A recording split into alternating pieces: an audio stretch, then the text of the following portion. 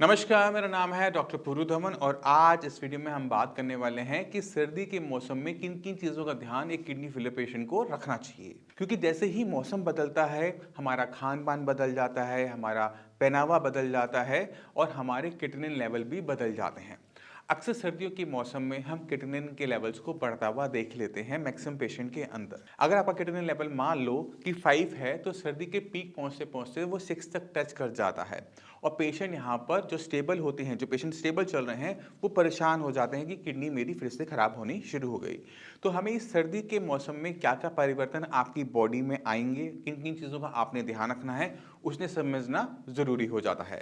तो शुरुआत करते हैं सबसे पहले कि किडनी क्यों पड़ता है सर्दी के मौसम में। अगर आप नोटिस करेंगे कि गर्मी के मौसम में हमारी मसल्स रिलैक्स रहती हैं, मगर जैसे ही मौसम बहुत ठंडा होता है, अगर हमने कपड़े पूरे नहीं पहने तो हम थोड़े से टाइट होके कंधे उठा के चल रहे होते हैं।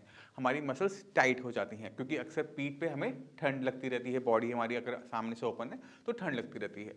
जब हमारी मसल्स में कॉन्टिन्यूसली कॉन्ट्रैक्शन बनी रहती है तो हम एक चीज़ देखते हैं कि बॉडी के अंदर किडनी की प्रोडक्शन बढ़ गई। यहाँ पर किडनी खराब नहीं हुई है, यहाँ पर बॉडी में किडनी की प्रोडक्शन बढ़ी है, जिसकी वजह से हमें वो थोड़े बहुत चेंजेस अपनी रिपोर्टों में भी देखने को मिलते हैं कि लेवल में हल्का सा हमें जंप देखने को मिलता है। नॉर्मली 0.5 to 1 हमें देखने को मिल जाता है। अब हम इसे कंट्रोल कैसे कर सकते हैं? अब मौसम बाहर ठंडा है बट घर के अंदर हम अपने टेम्परेचर को बहुत अच्छी तरीके से मेंटेन कर सकते हैं। इसलिए जितने भी किडनी फेलियर के पेशेंट हैं, मैं उनको एडवाइस करता हूँ कि अपना एक रूम, घर का कम से कम एक रूम को एक अच्छा सा रूम बनाओ जिसके अंदर वहाँ पर टेम्परेचर अच्छी तरीके से कंट्रोल रहे। रूम का टेम्परेचर कोशिश करो कि 25-26 डिग्री के आसपास रहे, क्योंकि ये बहुत सूथिंग टेम्परेचर होता है जहाँ पर ना आपको ठंड लगती है ना ही आपको गर्मी का एहसास होता है।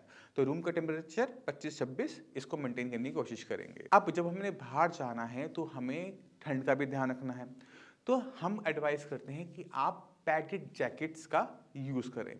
अभी पैडेड जैकेट दूसरी जैकेट से फ़र्क कैसे होती हैं उसको भी समझने की कोशिश करेंगे। पैडेड जैकेट्स के बीच में रुई भरी हुई होती है और दोनों तरफ एक सिंथेटिक कपड़ा लगा होता है जो हवा को बिल्कुल ब्लॉक कर देता है, जिससे हमारी बॉडी के अंदर जो हीट जनरेट हो रही है वो हमारे कपड़ों के अंदर ही ट्रैप बनी रहती है और आपकी बॉडी गर्म बनी रहती है। जब आप घर से बाहर निकलें तो अच्छे हैवी ग्लव्स हो गए, कैप्स हो गई, उनका यूज़ करें और जितना हो सके उतना कम निकलने की कोशिश करें। अगर निकलना भी है तो दोपहर के टाइम निकलें जब धूप निकली हुई हो। जिस दिन बादल हो, बारिश हो, उस दिन आपको घर से बाहर निकलना अवॉइड करना चाहिए। तो ये तो बात हो गई टेम्परेचर रेगुलेशन की, किस तरह से हम टेम्परेचर को रेगुलेट करके किडनी के लेवल को बढ़ने से रोक सकते हैं। और जैसे मैंने पहले बताया, यहाँ किडनी खराब नहीं हो रही, सिर्फ बॉडी में किडनी की प्रोडक्शन बढ़ रही है। बट हमारे खाने पीने में भी बदलाव आते हैं, हमारा खाना पीना बदल जाता है, हमें भूख ज़्यादा लगती है और इसकी वजह से हम कुछ ऐसी चीज़ें खा जाते हैं जो कि पेशेंट को बहुत भारी पड़ जाती हैं। और उसमें सबसे ऊपर आता है वो है गुड़। गुड़ हम गर्मियों में बहुत कम खाते हैं, गुड़ की बनी हुई चीज़ें भी मार्केट में नहीं आती। पर जैसे ही सर्दियाँ आनी शुरू होती है, दिवाली आनी शुरू होती है, तो रेवड़ी है, गज्जक है, ये सारी आइटम आनी शुरू हो जाती है। मक्के की रोटी हो जाती है, सरसों का साग हो जाता है, साथ में गुड़ हो जाता है। ये जो गुड़ है ना, ये पेशेंट की जान ले लेता है। अब ये कैसे ले लेता है उसको भी हम अंडरस्टैंड करने की कोशिश करेंगे। गुड़ जो होता है वो बना होता है गन्ने से। हम गन्ना लाते हैं, गन्ने का जूस निकालते हैं और जूस से हम थोड़ा सा गुड़ बना लेते हैं। यानी ये जो गुड़ है पूरे गन्ने का एक्सट्रैक्ट होता है एक तरीके से। तो जो पूरे गन्ने में पोटेशियम था वो थोड़े से गुड़ में आ जाता है। जब हम गुड़ का सेवन कर रहे होते हैं तो हम एक चीज़ देखते हैं कि पेशेंट की रिपोर्टों के अंदर पोटेशियम की मात्रा बढ़ने शुरू हो जाती है। अब ये जो पोटेशियम है ये किडनी से कई हज़ार गुना ज़्यादा खतरनाक होता है। क्यों खतरनाक होता है उसको समझने की हम अब कोशिश करेंगे, मैं आपको समझा देता हूँ। पोटेशियम जो है हमारी मसल्स को ताकत देता है, हिलने की, डुलने की। बट जब इसकी मात्रा ज़्यादा हो जाती है हमारे ब्लड के अंदर, यही हमारी मसल्स के अंदर थकावट पैदा करता है, फटीग पैदा करता है। अब हमारा जो हार्ट है ना, वो मसल्स का बना है, वो हमेशा कॉन्ट्रैक्ट करेगा, एक्सपेंड करेगा, कॉन्ट्रैक्ट करेगा, एक्सपेंड करेगा और इसी वजह से हमारा ब्लड जो है वो पूरी बॉडी में सर्कुलेट होता रहता है। अगर किसी वजह से हमारे इस हार्ट को कोई दिक्कत हो जाए, दिल रुक जाए तो क्या होगा? डेथ हो जाएगी। अब अगर पोटेशियम बढ़ा हुआ है तो पोटेशियम का सबसे बुरा असर इसी पे पड़ता है, क्योंकि ये अपनी कॉन्ट्रैक्शन, एक्सपेंशन रोक देता है।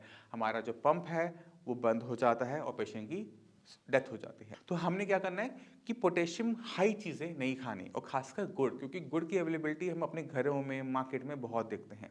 इसी वजह से इसको पूरी तरह से आपने अवॉइड करना है। दूसरी चीज़ आपने ध्यान रखनी है वो है कि साग, हरे पत्तेदार जो सब्जियां हैं, जैसे सरसों का साग हो गया, पालक बहुत आती है, बथुआ बहुत होता है, ये पत्तेदार सब्जियां सर्दियों के मौसम में मार्केट में ज़्यादा देखने को मिलती है, और इसी का अक्सर हम साग खा रहे हैं, चौलाई खा रहे हैं।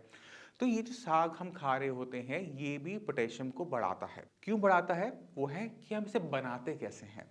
आपने मान लो कि सरसों ली, आपने सरसों ली, सरसों को बॉईल किया, वो तो इतनी सी रह जाती है, ठीक है।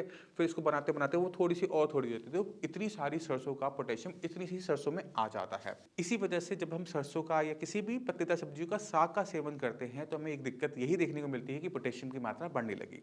इसी वजह से आप हरे पत्तेदार सब्जियों का साग नहीं बना सकते। आपको उसके साथ कुछ और सब्जियों का यूज करना पड़ेगा। जैसे आपने मेथी गाजर बना ली, अब मेथी थोड़ी सी डालोगे तो साग तो बनाया नहीं, आपने गाजर को डाला था, गाजर के साथ थोड़ी सी मेथी डाल दी, चलेगा। पर सिर्फ मेथी मेथी का कुछ आपने बना लिया, साग टाइप बना लिया, ये बिल्कुल भी नहीं चलेगा, क्योंकि इसमें पोटेशियम बढ़ने की दिक्कत होगी। अब ऐसा नहीं है कि पूरा बंद करना है। अगर हम किसी चीज़ में ड्रेसिंग कर रहे हैं, जैसे हमने धनिए के पत्तों की ड्रेसिंग किसी सब्जी के ऊपर की फ्लेवर के लिए, वो हम कर सकते हैं। पुदीने के कुछ पत्ते इस्तेमाल करने हैं, हम कर सकते हैं। हम मेथी की थोड़ी बहुत अगर आटे में गुथवा कर आपने रोटी खा ली, कोई दिक्कत नहीं है।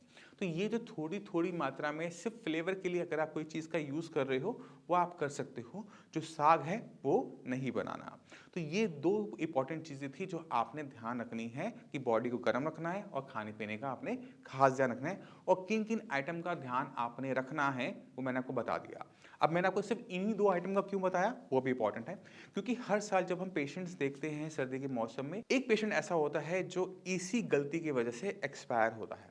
मैं सच बोलता हूँ, मैं मना नहीं करूंगा कि एक पेशेंट ऐसा जरूर होगा पूरे इतने इतने बड़े ग्रुप के अंदर जो ये गलती कर बैठता है। तो आपने ये गलती नहीं करनी। इस साल हम ये कोशिश करेंगे कि कोई भी पेशेंट को दिक्कत ना हो, इसी वजह से अभी मैं ये वीडियो बना रहा हूँ। अगर आप इस वीडियो को देखते हैं तो अपने घर वालों को बिल्कुल साफ साफ बोल दीजिए कि गुड़ और गुड़ की बनी हुई आइटम घर में आएगी ही नहीं, क्योंकि घर में आएगी तो थोड़ा बहुत हाथ चलेगा, अगर आएगी ही नहीं कोई दिक्कत होगी ही नहीं। दूसरी चीज़, पत्तेदार सब्जियों का आपने बता दिया घर वालों को कि आपने क्या ध्यान रखना है, काम हमारा आसान हो जाता है। तो ये दो ही इंपॉर्टेंट बातें। अगर डाइट के बारे में आप और जानकारी लेना चाहते हो तो डाइट की बहुत सारी वीडियोस मैं बना चुका हूँ, और इस वीडियो के एंड पे मैं आपको लिंक भी दे दूंगा जिस पे आप विजिट करके डाइट को किस तरह से होनी चाहिए किडनी फेलियर पेशेंट की, उसको आप अच्छे तरीके से अंडरस्टैंड कर पाओगे। मगर जानने से पहले मैं चाहता हूं कि आप कुछ पेशेंट्स की रिपोर्ट देखें और उन्हें अंडरस्टैंड करने की कोशिश करें कि ये क्रिएटिनिन लेवल क्यों कम हुआ। अगर आपके माइंड में कोई भी सवाल आता है ना, तो पहले एक बार आप चैनल पर जाकर सर्च करके देखना कि उसके लिए हमने वीडियो बना रखी है नहीं बना रखी। अगर फिर भी आपके माइंड में कोई भी डाउट रह जाए कि आप में से कुछ पूछना चाहते हो किसी भी बीमारी, किडनी फेलियर से रिलेटेड कोई भी बीमारी के बारे में, तो आप हमें कमेंट सेक्शन में कमेंट करके बता सकते हो कि अगली वीडियो मैं किस टॉपिक पे आप सभी के लिए बनाऊं। क्योंकि किडनी फेलियर एक छोटी बीमारी नहीं है, एक बड़ी बीमारी है। कभी कभार हमसे भी मिस हो जाता है, हम ऐसे टॉपिक को टच करने की कोशिश करते हैं जिसका लेना देना हर पेशेंट से हो। बट जैसे लूपस नेफ्राइटिस हो गया, आईजी नेफ्रोपैथी हो गया, इसमें जो पेशेंट का जो बेस है वो बहुत छोटा है। तो अगर आपकी कोई रिक्वेस्ट हो कि हम बार बार देखेंगे तो हम उस पर वीडियो बनाने की कोशिश बिल्कुल करेंगे। इसी के साथ आप सभी से मैं चलने की आगे चाहूँगा। मिलते हैं अगली वीडियो में, तब तक के लिए नमस्कार।